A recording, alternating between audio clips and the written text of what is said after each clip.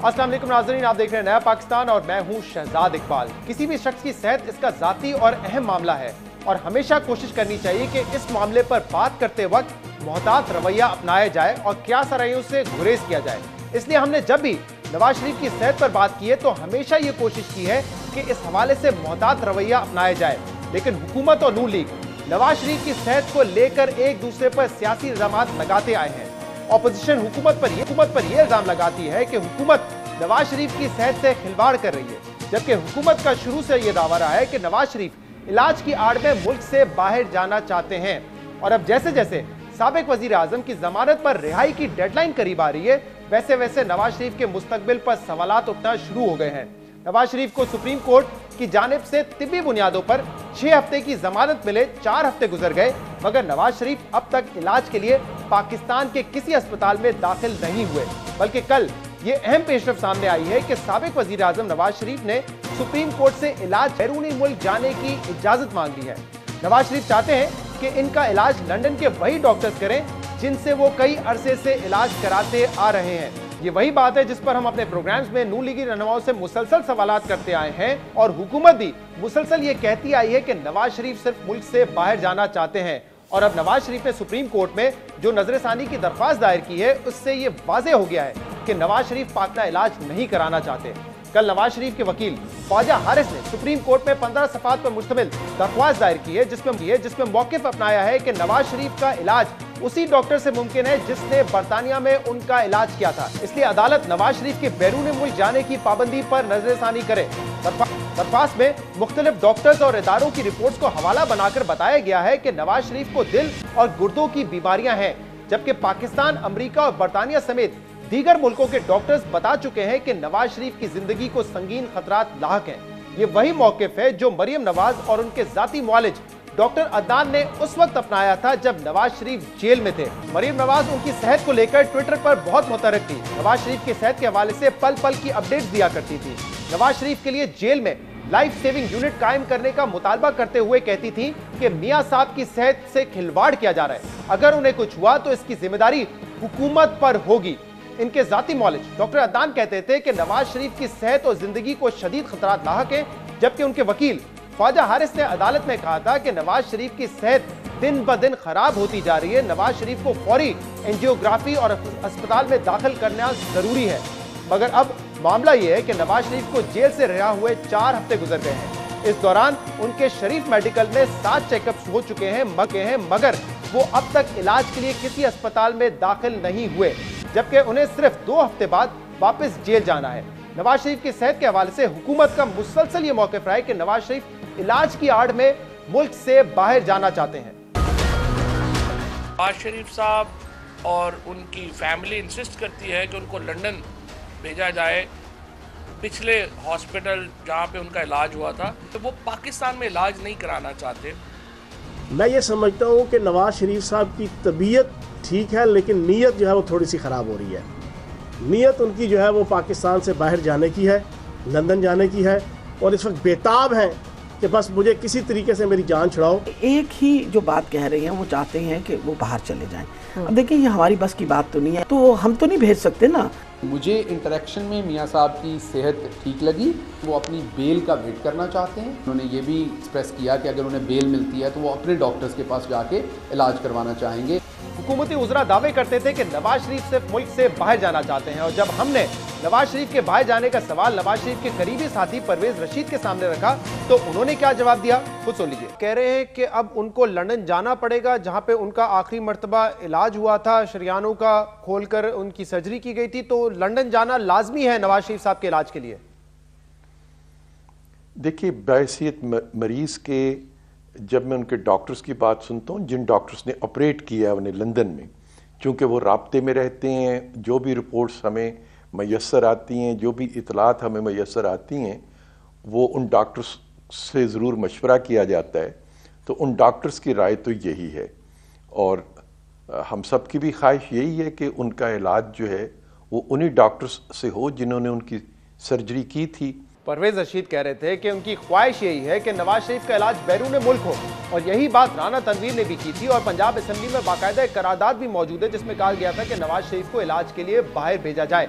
लेकिन जब ये सवाल हमने पाकिस्तान मुस्लिम लीग की तर्जुमान मरियम औरंगजेब से किया तो उन्होंने वाज़ेह लफ्जों में तरदीद करते हुए कहा कि मियां साहब ने ताहल बाहर जाने का कोई फैसला नहीं किया है। जिस किस्म का पिछले पूरा 1.5-2 महीने का एक तसलसल है और तमाशा किया गया और फिर उसके ऊपर सियासत की गई, हर तर्जुमान ने, हर वजीर ने, वजीर आजम ने उस प्रोग्राम की सेरेमनी में जो नवाज शरीफ का तोहफा है सेहत कार्ड, उसके ऊपर भी स्टेज के ऊपर नवाज शरीफ साहब की सेहत के ऊपर सियासत की कि वो कहते हैं, और ये तासुर दिया जा रहा है, इंटेंशनली ये तासुर दिया जा रहा है शाहजेब, कि उन्होंने कहा मैं लंदन जाना चाहता हूँ, यहाँ कोई अस्पताल मौजूद नहीं है उनकी उसके स्टैंडर्ड के मुताबिक। कहाँ नवाज शरीफ साहब ने कहा कि मैं लंदन जाना चाहता हूँ? कहाँ मैं तर्जुमान हूं पार्टी की, मेरी कोई स्टेटमेंट मैंने हालांकि तरदीद की। मरियम औरंगजेब कह रही थी कि नवाज शरीफ के बैरून मुल्क जाने का फैसला नहीं हुआ, मगर अब मियां साहब ने फैसला कर लिया है कि पाकिस्तान के किसी अस्पताल के बजाय बैरून मुल्क जाना चाहते हैं और अपना इलाज बैरून मुल्क करवाना चाहते हैं। नवाज शरीफ साहब ने कल सुप्रीम कोर्ट में रिव्यू पिटिशन दायर की है और उन्होंने इस ख्वाहिश का इज़हार किया है कि उनका इलाज लंदन में हो, उनको मुल्क से बाहर जाने की इजाजत दी जाए।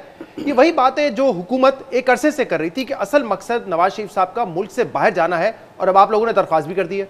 नहीं, हुकूमत तो बदनीति की बुनियाद पे कर रही थी ना, और हुकूमत का तो यानी वही कंटेनर प्रोग्राम है कि अपोजिशन या मुखालफ जो है अगर वो बीमार है तो हमारे यहाँ इतना घटिया कल्चर जो है वो ये कंटेनर की वजह से परवान चढ़ चुका है कि उसे यकीन दिलाने के लिए जो है ना वो मरीज़ को बनना पड़ता है। और जिस किस्म की घटिया सियासत हुई है बेगम कुलसूम नवाज़ साहिबा की बीमारी के दौरान, वो आपके सामने है। देखिए, मामला ये है कि मियाँ नवाज़ शरीफ को 2003 में जो है ये प्रॉब्लम उनका हार्ट का जो है वो पेश आया था, तो उसके बाद फिर उनका एक प्रोसीजर हुआ 6-7 में, तो फिर जहाँ पे थे उन्होंने वहीं से करवाना था ना, और उस वक्त वो इत्तफाक से लंदन में थे। वो तो एक दफ़ा आए भी थे यहाँ पे, लेकिन यहाँ से ज़बरदस्ती उनको जो है वो बाहर धकेल दिया गया।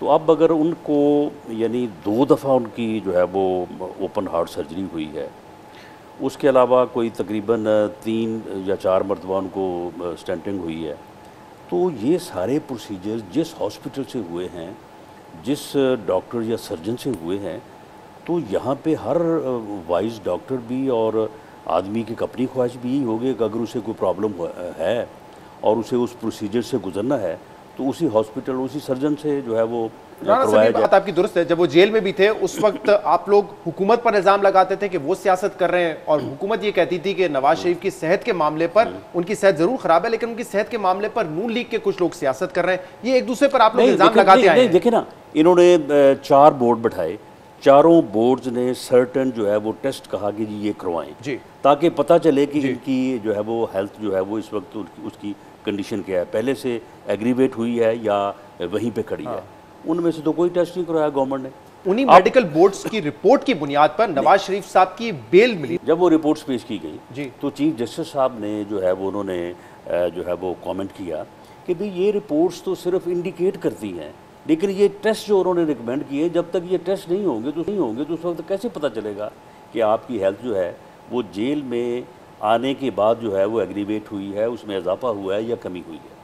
तो फिर वहाँ पे जो है वो ये बात हुई कि गवर्नमेंट ने जो है वो इस तरह से हमें फैसिलिटेट नहीं किया, तो उन्होंने कहा कि ठीक है, हम आपको टाइम देते हैं, आप अपनी ये इन्वेस्टिगेशंस करवाएं, अपने ये टेस्ट करवाएं, और उसके बाद फिर जो भी सूरत हाल सामने आएगी उसके मुताबिक आगे। इसमें एक बात दुरुस्त है, अपोजिशन ये कह रही थी कि नवाज शरीफ साहब इवेंचुअली मुल्क से बाहर चले जाएंगे, टीवी पे तबसरे होते हैं। हमने भी जब सवाल किया आप लोगों से तो आप लोग कहते थे कि वो नहीं जाएंगे, कुछ लोग जो है इस ख्वाहिश का इज़हार करते थे कि उनको चले जाना चाहिए, लेकिन अब फाइनली वो जाने का फैसला तो कर रहे हैं। नहीं, बात यह है कि अगर अब इन्वेस्टिगेशन हुई है विद इन दीज 6 वीक्स, अब उसमें अगर डॉक्टर्स ने उनको कहा है कि आपकी कंडीशन है और ये आपके लिए जो है वो डैमेजिंग है और आप जो है वो हार्ट प्रोसीजर, ये अब रिपोर्ट्स में सामने आया है कि इलाज लंदन में ही होना चाहिए। यानी आपका जो है वो हार्ट सर्जरी और उनकी जो वेन्स हैं जिनसे ब्लड सप्लाई जाती है, लेकिन इन रिपोर्ट्स में भी ये तो नहीं लिखा हुआ कि उनका इलाज पाकिस्तान में नहीं हो सकता। ये तो नवाज शरीफ साहब की अपनी जाती ख्वाहिश है कि उन वालिद से इलाज करवाएं जहां से पहले हुआ है। देखें, बात ये है कि अगर उनकी हार्ट सर्जरी जो है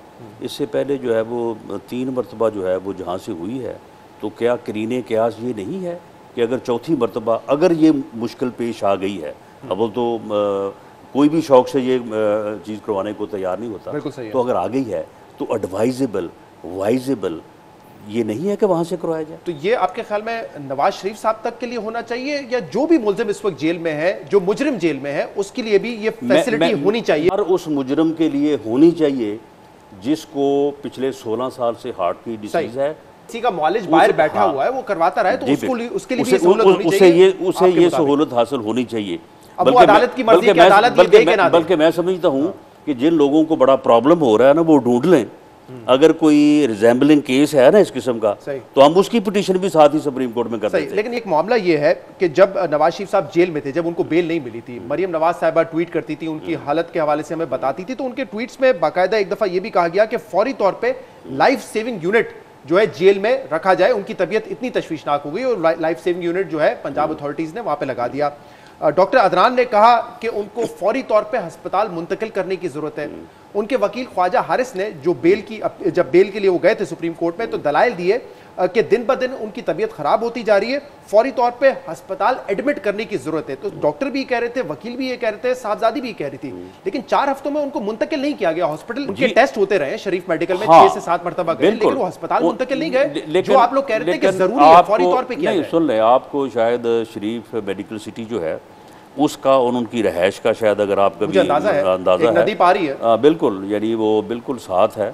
और उनकी यहाँ पे जो है वो जिस किस्म की प्रॉपर केयर ये मेडिकल बोर्ड जिसने ये अब फाइनल ओपिनियन दी है उनकी सारे टेस्ट करने के बाद, तो उन्होंने जो एडवाइस किया उसके मुताबिक ही उनकी प्रॉपर केयर हो रही है पिछले 4-5 वीक से। लेकिन कोई ऐसी बात नहीं थी कि उनको हॉस्पिटल में रहना पड़े मुस्तकिल तौर पे, मैं समझता हूँ कि इस वक्त जो उनकी प्रॉपर केयर हो रही है वो हॉस्पिटल से कम नहीं है, बल्कि हॉस्पिटल के यानी आप किसी जगह पे भी वो फैसिलिटीज़ जो है अगर आप प्रोवाइड कर दें, तो हॉस्पिटल में भी तो एक रूम ही होता है ना, तो वो फैसिलिटीज उनको मुहैया की गई। वो फैसिलिटीज जेल में उनको नहीं दी गई थी? लाइफ सेविंग यूनिट यानी वो फैसिलिटी जो है वो जेल में क्या, इन्होंने तो जब उनको हॉस्पिटल 2 दफ़ा उनको मुंतकिल किया है वहाँ पे नहीं दी। नवाज शरीफ साहब की सेहत जो है उनकी रिपोर्ट्स में लिखा हुआ है, उनको इलाज की जरूरत है। अब सुप्रीम कोर्ट उनको जाने की इजाजत देती है या नहीं देती, लेकिन बिलफर्ज अगर वो इजाजत मिल जाती है नवाज शरीफ साहब को, नवाज शरीफ साहब 3 मरतबा प्राइम मिनिस्टर रहे हैं, PMLN के ताहयात कायद हैं, एक सियासी कॉस्ट भी उसकी हो सकती है। मैं सियासत के हवाले से बात कर रहा हूं, क्या अगर वो मुल्क से चले जाते हैं अपने इलाज के लिए, तो यहाँ पर जो अपोजिशन या आपकी अपोजिशन यानी कि हुकूमत जो इस वक्त तासुर बनाएगी कि नवाज शरीफ चले गए हैं, उसकी सियासी कॉस्ट क्या हो सकती है नून लीग के लिए? क्योंकि आपको पता है कि पंजाब में पावर पॉलिटिक्स और एक सियासतदान का दिखाना कि मैं खड़ा हूं डट के अपनी जगह पर, वो भी बड़ा इंपॉर्टेंट होता है। सियासी बात यह है कि उनके डट के खड़े होने में ना कोई कल शक था, ना आज है, ना आने वाले कल होगा। और जहाँ तक उनकी पार्टी को रहनुमाई का मामला है, वो रहनुमाई भी जो है वो किसी जगह पे भी जो है वो उनके होने से उसको फ़र्क नहीं पड़ता। पार्टी प्रेसिडेंट जो है मियाँ शहबाज शरीफ साहब, वो पार्टी में मौजूद है। अब ये तो न सकता कि जी क्योंकि हमें यहाँ पे सियासी मीटिंग को चेयर करवाने के लिए आपकी ज़रूरत है, तो लिहाजा आप अपनी सेहत को छोड़ें और वो जो भी आपसे हो तो आप यहाँ पे मीटिंग शेयर करें और आप ना जाएं। लेकिन मैं कह रहा हूँ आपके मुखालफिन जो एक तासुर बनाएंगे कि नवाज शरीफ के बारे में हम पहले से ही कह रहे थे, रिपोर्ट्स आने से पहले ही हम तो कह रहे थे कि उन्होंने लंदन चले जाना है और वो लंदन जा भी रहे, देखें, तो फिर वो एक तासुर तो बनाएंगे ना। उसका क्या? फिर उनको ये नहीं पता कि लंदन से वो आ भी गए थे। लंदन से जब सजा उनको हुई है तो वो लंदन में थे ना, तो लंदन से आ भी गए थे। और इंशाल्लाह ताला अल्लाह ताला उनको ज़िंदगी दे, वो जो भी उनका इलाज है उसको करवाने के बाद वो है बिल्कुल वो पाकिस्तान आएंगे इंशाल्लाह ताला। और ये जो केसेस हैं, ये केसेस भी उनको पहले भी तो आपको पता है ना, इंसान को ज़िंदगी मिलती है 1 मरतबा, उनको हुई थी 2 मरतबा उम्र कैद। फिर किधर गई वो? इन्हीं अदालतों ने सज़ा दी थी, इन्हीं अदालतों ने फिर वो सज़ा जो है वो ख़त्म भी की है। तो ये जो सज़ा हुई है तो ये तो उस 2 मरतबा उम्र कैद के मुकाबले में कुछ भी नहीं है। अगर तो ये खत्म होगी इंशाल्लाह ताला। अगर तो नवाज शरीफ साहब को सुप्रीम कोर्ट बाहर जाने की इजाजत नहीं देता, फिर क्या करेंगे? फिर इलाज उनको पाकिस्तान में ही करवाना पड़ेगा या अपने मुआलिज को बुलाना पड़ेगा लंदन से पाकिस्तान? ये ऑप्शन तो मेरा ख्याल है कि लंदन से उनके मुआलिज को यहाँ बुलाने की ऑप्शन तो अवेलेबल नहीं है। इस बात को उन्होंने चेक किया है। अच्छा। उन्होंने यहाँ पे आके कोई प्रोसीजर करने में तो मेरा ख्याल है कि ये ऑप्शन अवेलेबल नहीं है। क्या इसकी वजह क्या बताई गई है? बहरहाल वजह एक आदमी जो है वो जहाँ पे यानी बाज़ डॉक्टर तो दूसरे हॉस्पिटल में जाके जो है वो ऑपरेट नहीं करते, ये तो हर आदमी का एक अपना तरीक़ाकार होता है। दूसरी बात ये है कि मतलब नवाज शरीफ साहब 3 दफ़ा मुल्क के वज़ीर आज़म रहे, उनके ज़ाती मुआलजे, फिर भी वो पाकिस्तान आके इलाज नहीं करना चाहेंगे। बहरहाल जो मेरी इन्फॉर्मेशन है को मैं इसके ऊपर हतमी नहीं हूँ कि ये ऑप्शन जो है वो अवेलेबल नहीं है। और शायद मियाँ साहब बाकी तो इलाज जो है वो यहाँ से ज़रूर करवाएं, लेकिन शायद अगर ऑपरेट करने का मामला है तो शायद उनका ये फ़ैसला ना हो कि वो ऑपरेट जो है वो उस डॉक्टर के अलावा किसे करवाएं। हमें पूरी उम्मीद है जी कि जो उनकी हेल्थ कंडीशन है, जो रिपोर्ट्स हैं, उन रिपोर्ट्स को सुप्रीम कोर्ट जो है वो इंडोर्स करेगा और सुप्रीम कोर्ट उनको ये इजाज़त देगा कि वो जो है वो अपना ऑपरेशन करें। ठीक है, कोई हैवी वो छोटी रख लें, वो जाएंगे इलाज करवा के वापस आएंगे। आप इजाजत हमें नहीं देंगे तो इसका मतलब हम पाकिस्तान में कहीं इलाज नहीं करवाएंगे। जब आप नहीं बात ये है कि इलाज मेडिसिन से भी होता है। यहाँ पे जितने भी बड़े डॉक्टर्स भी हैं उन्होंने ऑन दी रिकॉर्ड तो नहीं, लिख के तो नहीं, लेकिन उनका वाइज मशवरा यही है कि ओपन हार्ट सर्जरी जिस सर्जन से आपकी इससे पहले ये इंपॉर्टेंट बात है, लेकिन आप खुद कह रहे हैं, आप खुद वकील भी कि ये लिख कर नहीं दिया गया है, तो अदालत तो ये देखेगी कि क्या ये इलाज पाकिस्तान में मुमकिन ही नहीं है। लेकिन बात ये है कि कोई लिख के तो ये नहीं दे सकता ना डॉक्टर के जी मैं नहीं कर सकता, लेकिन हेजिटेशन है। सही, बहुत बहुत शुक्रिया। राना सनाउल्लाह साहब हमारे साथ मौजूद थे। उम्मीद करते हैं कि नवाज शरीफ साहब जल्द सेहतियाब हों। प्रोग्राम में शामिल करेंगे एक ब्रेक, इसके बाद हम मजीद बात करेंगे हमारे साथ।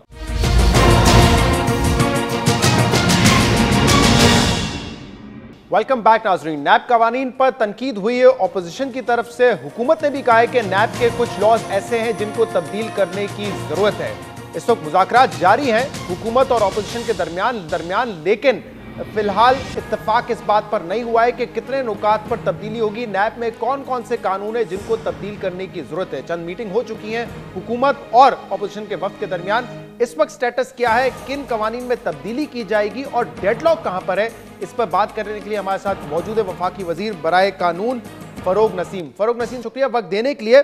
3-4 अहम नुकात हैं नैब कवानीन को लेकर, उस पर तो मैं बात करूंगा आपसे और आप बताइएगा कि उस पर हुकूमत का क्या पॉइंट ऑफ व्यू है और अपोजिशन का क्या पॉइंट ऑफ व्यू है। लेकिन जरा बताइए कि इस वक्त मामला क्या है, डेडलॉक कहां पर है और कितना जल्द आप समझते हैं कि ये डेडलॉक खत्म किया जा सकता है हुकूमत और अपोजिशन के दरमियान नैब कवानीन पर?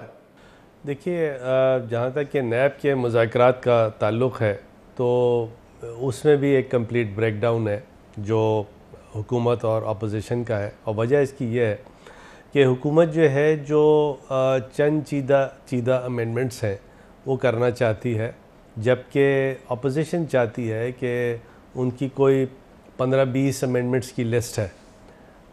और मैंने बारहा कहा कि ऐसा करें कि जितने अमेंडमेंट्स हुकूमत कर रही है वो तो करवा लें पहले। तो उस पे अपोजिशन कहती है नहीं जी सारे अमेंडमेंट्स होंगे तो एक साथ होंगे। शाह महमूद कुरैशी और मुझे, हम दोनों ने मिल के बड़ी कोशिश की कि अपोजिशन को ये बताएं कि देखिए पीपल फ्रेंडली लेजिस्लेशन है सारी, इसका सियासत से ताल्लुक़ नहीं है। और उस पर अपोजिशन ने बिल्कुल उसको मुंह से यही कहा कि जी पीपल फ्रेंडली कोई चीज़, और आज भी वो ये कहते हैं कि पीपल फ्रेंडली कोई चीज़ होगी तो हम ज़रूर करेंगे। लेकिन मुझे इनकी इस स्टेटमेंट पे थोड़ा सा शक है, क्योंकि उसके बाद जो चीज़ें हुई हैं उससे यही लग रहा है कि अपोजिशन की एक भरपूर स्ट्रेटजी है कि चाहे पीपल फ्रेंडली लेजिस्लेशन भी हो तो किसी तरह पास ना होने पाए। जहाँ तक कि नैब का ताल्लुक़ है तो अपोजिशन चाहती है कि नैब के जो 15-20 उनके अमेंडमेंट्स हैं तो वो अगर सारे हुकूमत मान ले तो वो पास कर देंगे। हुकूमत का जहाँ तक ताल्लुक़ है नैब लॉज में तो हमारा एक बात इस पर आने से पहले, उन नुकात पर आने से पहले, आप कह रहे हैं कि जो पीपल फ्रेंडली लेजिस्लेशन है उस पर भी ऑपोजिशन आपको सपोर्ट नहीं कर रही, लेकिन इसका पता तो उस वक्त चलेगा जब लेजिस्लेशन पार्लियामेंट में टेबल की जाएंगी। मसला ये कि अब तक 8 माह में तहरीक इंसाफ कोई लेजिस्लेशन लेकर नहीं है। जब आप लेकर आएंगे पीपल फ्रेंडली होगी और ऑपोजिशन उसकी मुखालफत करेगी, मुखालफत बराए मुखालफत होगी सिर्फ, तो फिर जाहिर सी बात है मीडिया भी उठाएगा उस इशू को, लेकिन लेकर तो आए पहले। अब देखिए हमने एक टेस्टर फेंका। टेस्टर था इस्लामाबाद हाई कोर्ट में जजेस ज़्यादा करने का अमेंडमेंट, और ये सुप्रीम कोर्ट, हाई कोर्ट, इनकी भी थिंकिंग यही है और यही बात की जाती है कि जजेस ज़्यादा होने चाहिए, स्पेशली इस्लामाबाद हाई कोर्ट में ज़्यादा होने चाहिए। वहाँ हर चीज़ का लिटिगेशन का, कमर्शियल लिटिगेशन का, टैक्स, बैंकिंग लिटिगेशन का एक फोकस आ रहा है और बड़ी इंपॉर्टेंट हाई कोर्ट ये होने जा रही है इस्लामाबाद हाई कोर्ट। तो ये बिल नेशनल असेंबली में इंट्रोड्यूस किया और बड़ा अपोज किया नेशनल असेंबली की स्टैंडिंग कमेटी में। अपोजिशन ने टूथ एंड नेल्स उसको अपोज किया, लेकिन क्योंकि गेम ऑफ नंबर्स वहाँ नेशनल असेंबली में हमारे पास थे, तो नेशनल असेंबली की ना सिर्फ स्टैंडिंग कमेटी बल्कि नेशनल असेंबली से भी ये बिल हमने पास करा लिया। और क्या बिल था कि 6+1 की जगह 9+1 होने चाहिए इस्लामाबाद हाई कोर्ट के जजेस, यानी जिसका कोई ताल्लुक़ ना नैब से है, ना सियासत से है, ना अलीम खान से है, ना शहबाज शरीफ से है। वो गया सेनेट में। सेनेट में हमें यही बताया गया कि जी अपोजिशन कहती है कि हाँ जो आप लाइएगा, हमसे बात कीजिएगा, जो फ्रेंडली लेजिस्लेशन होगी हम बिल्कुल सराखों पे मनोहन हर तरह से। सही। स्टैंडिंग कमेटी में बारहा उसके इजलास हुए और उसके बाद recently last week standing committee में अपोजिशन ने सेनेट में वो पास नहीं होने दिया। आप पूछें मुस्तफ़ा नवाज़ खोखर से और दूसरे जो स्टॉलवर्ड्स हैं अपोजिशन के, फ़ारूक नाइक साहब बहुत शरीफ आदमी हैं, रज़ा रब्बानी शरीफ आदमी, वो बैठे रहे और वो देख रहे थे कि चीज़ गलत हो रही है, लेकिन उन्होंने फिर ये जुर्रत भी नहीं की कि मुस्तफ़ा खोखर को कहते कि भाई आप इसको जाने दें, इसको पास होने दें। सही, लेकिन नहीं होने दिया। ठीक है, तो आप कह रहे हैं ये एक्सपेरिमेंट आप कर चुके हैं और फ्रेंडली पीपल फ्रेंडली बिल पर भी जो है कोई आपको सपोर्ट नहीं मिली। सही है, नैब पे जरा बात करना। अब शहजाद नहीं शहजाद, इससे पहले प्लीज़, इससे पहले अब जो नेक्स्ट वीक जो 7-8 बिल आ रहे हैं सारे पीपल फ्रेंडली बिल हैं। जैसे फॉर एग्जांपल 8-9 साल लगते हैं सक्सेशन सर्टिफिकेट लेने में, अब लगेंगे 15 दिन। अब आप जैसे सफ़े अव्वल जर्नलिस्ट, एंकर्स जो कि कौम का ज़मीर हैं, आप जैसे गयूर बच्चों के हाथ में अब ये है कि अपोजिशन को एक्सपोज करें। प्लीज़ नाज़रीन एक ब्रेक शामिल करते हैं, इसके बाद हम मज़ीद बात करेंगे नैब कवानीन के हवाले से। स्टे विद अस।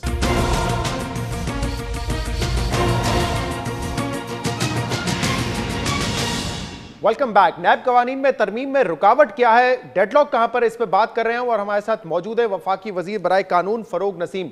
फ़रोग नसीम साहब, एक तो अरेस्ट का मामला है कि नैब के पास स्वाबदीदी पावर्स हैं, इंक्वायरी स्टेज इन्वेस्टिगेशन या रेफरेंस किसी वक्त भी वो अरेस्ट कर सकते हैं, और बड़ा इस पर शिकायत आती है कि हुकूमत के जो लोग हैं उनको अरेस्ट नहीं हुआ, उनके ज़्यादा अरेस्ट नहीं हुए, ज़्यादातर अपोजिशन के लोगों पर हाथ डाला जाता है। इस हवाले से क्या तरमीम आप करने जा रहे हैं इस बिल में?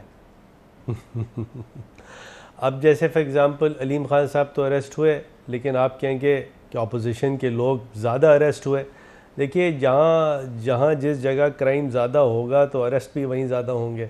तो ये कहना कि अपोजिशन के लोग अरेस्ट हो रहे हैं और हुकूमत के लोग अरेस्ट नहीं हो रहे, ये ओवर सिंप्लीफाइड एनालिसिस है, सही एनालिसिस नहीं है। विद ड्यू रिस्पेक्ट इस पे जो है मुशावरत हुई है।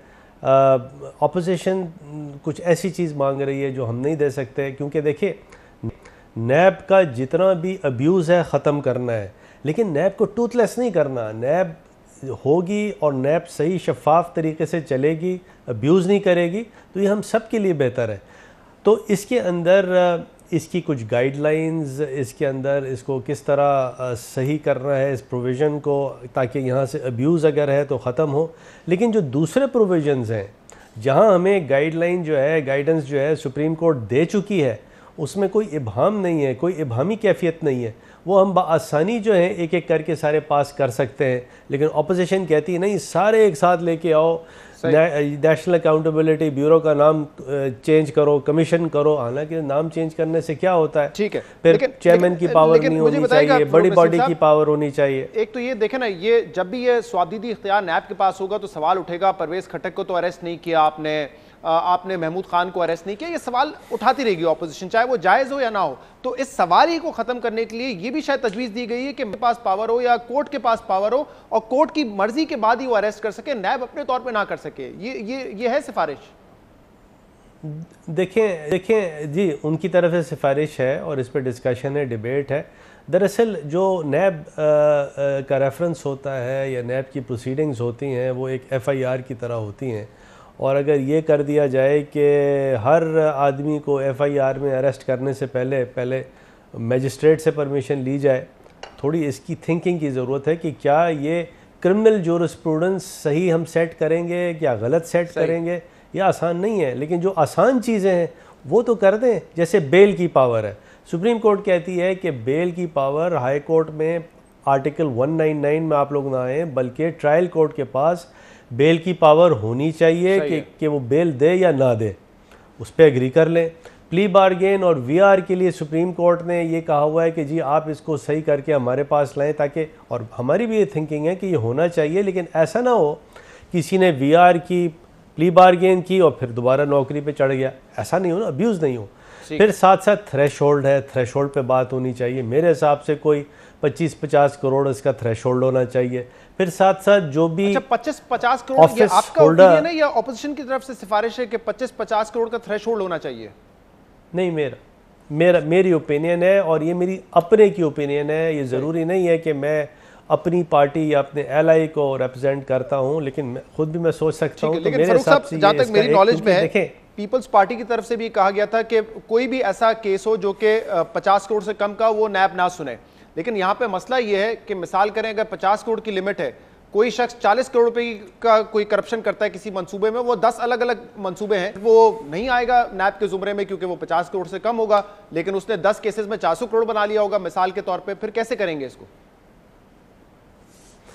ये तो देखिए, आपने एक ऐसा इंस्टेंस बताया जहाँ होगा, और ऐसा होता है। जैसे फॉर एग्जांपल टैक्स चोरी के लिए नैब वाले ये करते हैं कि 5-5 लाख 10-10 लाख करते करते 25, 50, 60, 200 जो डीलर्स हैं उनको इकट्ठा कर दिया और कहा देखिए ये मेगा करप्शन है, 50 करोड़ का, 1 अरब का। लेकिन ये एक आध केस में या 2 केस में या 5 केसेस में ऐसा है। लेकिन जनरली स्पीकिंग एक थ्रेशोल्ड अगर होगा तो जो नैब तो अब ये भी कर रही है ना कि अगर 1, 2, 3, 4 लाख रुपए की कहीं टैक्स चोरी है तो वहाँ भी हाथ डाल रही है। सही। अब नहीं कर रही। जब से मैं आया हूँ मैंने ये बात चेयरमैन साहब से की, और चेयरमैन साहब बड़ा समझदार आदमी, ये बात समझ रहे हैं, ऐसा नहीं है, लेकिन ये होता रहा है। तो अब इन चीज़ों पे अगर हमारा एग्रीमेंट है तो वो क्यों नहीं कर रही ऑपोजिशन? क्योंकि ऑपोजिशन ये कह रही है कि सारी चीज़ें करो, 1-2 नहीं हम करेंगे, सब करेंगे वरना नहीं करेंगे। हाँ, लेकिन ये थ्रेशोल्ड वाली बात इसलिए भी इंपॉर्टेंट है क्योंकि जब नैब बना था तो ये था कि जो ग्रैंड स्केल की करप्शन है ना उस पर हाथ डाला जाएगा। लेकिन अब हम देखते हैं कि नैब में ऐसे केसेस भी हैं कि फ्लाईओवर किसी ने बना दिया, उसका नक्शा चेंज हुआ, उसमें कौमी खजाने को कुछ नुकसान हो गया, उसका केस भी उठा लिया। कहीं पे कोई मंसूबा शुरू किया गया, इनिशियली उसकी कोई प्रपोजल थी, उसमें शायद कुछ नुकसान हो गया कौमी खजाने को, तो उस पर भी नैब केस ले लेती है। इमरान खान साहब का जो हेलीकॉप्टर का मिसयूज का केस है, कुछ चंद लाख रुपए का है, उसको भी नैब ने उठा लिया। तो ये तो आपको डिसाइड करना पड़ेगा ना कि किस किस्म के केस नैब सुनेगी। अब थोड़ा मैं दोबारा रिपीट करूं शहजाद, शायद मैं अपना पॉइंट सही बता नहीं पा रहा हूं। तो आप मुझे बताएं ना कि इस नैब की इस्लाहात में रुकावट कौन है? रुकावट गवर्नमेंट नहीं है, अपोजिशन। मैं दोबारा रिपीट कर रहा हूँ, थोड़ा रजिस्टर करें इसको प्लीज़। अपोजिशन कहती है ये जो 5-7 पॉइंट फ़ारूक साहब आप कह रहे हैं बड़े अच्छे पॉइंट हैं, हम इस पे एग्री करते हैं, लेकिन हम सिर्फ ये 5-7 पॉइंट नहीं करेंगे। आप 15, 20, 25 पॉइंट जो हमने आपको बताए सारे होंगे वरना नहीं होंगे। तो नैब में भी अगर अमेंडमेंट नहीं हो रहा तो इसकी जिम्मेदार अपोजिशन है। सही, मतलब आप ये किस स्केल के होंगे केसेस, उस पर भी आप बात करने के लिए तैयार हैं? अरेस्ट पर भी आप कह रहे हैं आप बात करने के लिए तैयार हैं? जी, लेकिन अपोजिशन तैयार नहीं। एक मिनट शहजाद, मैं आपको जल्दी से चेक लिस्ट दूं जिसमें हम तैयार हैं। पहली बात, नैब में बेल की पावर ट्रायल कोर्ट को भेज दें, नंबर 1। सेकेंडली, वीआर और प्ली बार्गेन के लिए जो मैंने आपसे कहा है वो पैराया सेट कर दें। ठीक है। तीसरा, थ्रेशोल्ड जो है वो बना दें। चौथा ये कि जो होल्डर्स ऑफ पब्लिक ऑफिस हैं, अगर कोई उससे कनेक्टेड है, उसका कोई फ्रंट मैन है, उस पर तो नैब करें। लेकिन अगर कोई प्राइवेट आदमी है जिसका कोई वास्ता ताल्लुक होल्डर ऑफ पब्लिक ऑफिस से नहीं है, वो फ्रंट मैन नहीं है, तो उस पर नैब नहीं होना चाहिए। उसके साथ साथ जो ये जो प्रॉपर्टी का मसला है कि एक कलेक्टर वैल्यू होती है, एक एफबीआर वैल्यू होती है और एक एक्चुअल डिक्लेरेशन की वैल्यू होती है जी। तो नैब को इस पे पाबंद किया जाए कि जो FBR की वैल्यू है उसको देखे, वही उसके लिए क्राइटेरिया होना चाहिए। और उसके साथ साथ जो ये एग्रीमेंट्स अगर होते हैं, कोई ओपिनियन दी जाती है, कोई एक्सरसाइज ऑफ डिस्क्रेशन अगर कहीं होता है, तो उसके अंदर नैब की क्या पावर्स होनी चाहिए, क्या पावर्स नहीं होनी चाहिए। सिर्फ एक्सरसाइज ऑफ डिस्क्रेशन पे अगर नैब आना शुरू करती है तो फिर उससे ब्यूरोक्रेट आपका काम नहीं करता। ब्यूरोक्रेट ये एक्सक्यूज देता है कि जी मैं तो नहीं करूंगा। तो ये 5-7 चीजें बड़ी चीजें हैं, इस पे अग्रीमेंट है हमारा। और मेरे ख्याल से इसमें आपने ये भी कवर कर लिया है जो इस वक्त शिकायत बिजनेस कम्युनिटी को है, वो असद उमर साहब से 2-3 मरतबा कह भी चुके हैं। असद उमर साहब खुद भी कह चुके हैं कि 2 प्राइवेट बिजनेसेस का मामला हो तो वो नैब क्यों उठा लेती है, नैब को तो चाहिए कि जो पब्लिक मनी है उसके पीछे जाए। तो ये भी इसमें कवर हो जाएगा। लेकिन एक और भी 2 और इंपॉर्टेंट इश्यूज हैं। एक तो आपने कहा कि अब्यूज ऑफ पावर नहीं होना चाहिए, तो 90 रोजा रिमांड इंक्वायरी स्टेज पर ये आप समझते हैं कि जो ह्यूमन बेसिक राइट्स है क्या उसकी वायलेशन नहीं है? इसके मामले पे आप क्या करेंगे? और दूसरा 15-15 साल 12-12 साल तक केस लटका के रखती है नैब, और कभी वो केस खत्म हो जाता है 15 साल बाद, कभी चलता रहता है, इस पर क्या करेंगे? दोनों पे मेरे पास भरपूर इसका सलूशन है, लेकिन कम से कम अगेन मैं वो बात रिपीट कर रहा हूँ, प्रेस कर रहा हूँ कि जिस पे एग्रीमेंट हो चुका है या हो सकता है, कम से कम वो पॉइंट ले लें। ये ज़रूरी नहीं है कि आज अगर हमने नैब के 5-7 अमेंडमेंट्स कर दिए तो बाकी अमेंडमेंट्स हम कल नहीं कर सकते।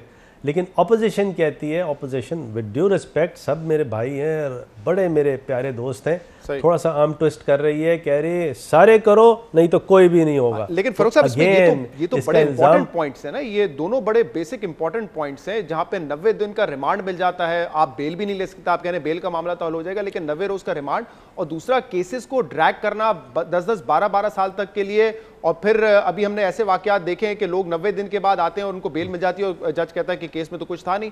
ऐसे मामला भी हैं, ये तो फौरी तौर पे हल नहीं होना चाहिए आपके ख्याल में? अब थोड़ी सी मुझे सुनिएगा प्लीज़ जी। अगेन मैं रिपीट करता हूँ कि आई एग्री विथ यू, ये नहीं है कि मैं I don't agree with you, लेकिन इसका थोड़ा सा सलूशन जो है इतना आसान नहीं है। पाकिस्तान में अदालतें हैं और हर आदमी, हर जज, हर चीफ जस्टिस यही कहता है कि जल्दी फैसला होना चाहिए, access to justice a fundamental right भी है, एक्सपेडिशियस जस्टिस भी चाहिए, सारा कुछ है, लेकिन होता नहीं है। वजह उसकी, इसका जो प्रॉब्लम है इसका सलूशन इतना आसान नहीं है, थोड़ा सा कॉम्प्लेक्स है, इसमें एक सिस्टम आपको बनाना पड़ेगा। इसी तरह जो ये 90 डे का रिमांड है और ये तमाम चीज़ें हैं, इसको कॉन्स्टिट्यूशन से टाई अप करना पड़ेगा, और बहुत सी चीज़ें जो हैं उसको उसके हिसाब से उसके पैराए में लाने की, डिबेट करने की ज़रूरत है। अब जिस पे अगेन मैं आपसे अगर मैं सवाल ये करूं कि अगर इन 2 चीज़ों पे इस वक्त क्लैरिटी नहीं है, ये तो क्लैरिटी है कि इसमें अमेंडमेंट होना चाहिए, लेकिन ये अगर क्लैरिटी नहीं है कि क्या अमेंडमेंट होना चाहिए, तो क्या हम बाकी जो अमेंडमेंट्स इस पे क्लैरिटी है क्या वो छोड़ दें? शहजाद इकबाल क्या कहते हैं इस पे? मैं मेरे ख्याल में ऑपोजिशन की तरफ से एक ट्रस्ट डेफिसिट है, वो चाहते हैं एक दफा तरमीम हो रही है तो हो जाए, कि ऐसा ना हो कि बाद की तरामीम जो है वो लटक जाए। ट्रस्ट नहीं, प्रॉब्लम ये इशू हो सकता है। शहजाद ये ट्रस्ट नहीं है, नहीं ट्रस्ट नहीं है। ये जो मैंने इंटरेक्ट किया है, मुझे ये सेंस हो गया है कि ऑपोजिशन चाहती है कि हुकूमत जो है एक भी अमेंडमेंट ना करा पाए किसी लॉ में, ताकि लोगों की दाद रसी ना हो और ताकि वो गवर्नमेंट को ब्लेम कर सके। इसमें ट्रस्ट डेफिसिट नहीं है, बल्कि ये समझिए कि एक सादगी है ऑपोजिशन की। बहुत बहुत शुक्रिया। फरूक नसीम साहब हमारे साथ मौजूद थे, कह रहे थे कि हुकूमत का मौक़िफ़ ये है कि चंद नुकात जिन पर ऑलरेडी एग्रीमेंट है उनमें तरमीम हो जानी चाहिए, लेकिन ऑपोजिशन का कहना है कि मुकम्मल तौर पे जो नैब कवानीन है उनको तब्दील करना चाहिए। ये उनका पॉइंट ऑफ व्यू। और इस वक्त फरूक नसीम साहब कह रहे हैं कि हमारे और हुकूमत और ऑपोजिशन के दरमियान एक मुकम्मल ब्रेक डाउन है नैब कवानीन की तरमीम को लेकर। आज के प्रोग्राम में इतना ही। इसका फीडबैक आप हमें दे सकते हैं हमारे सोशल मीडिया पर। शो से इजाजत दीजिए, अल्लाह हाफ़िज़।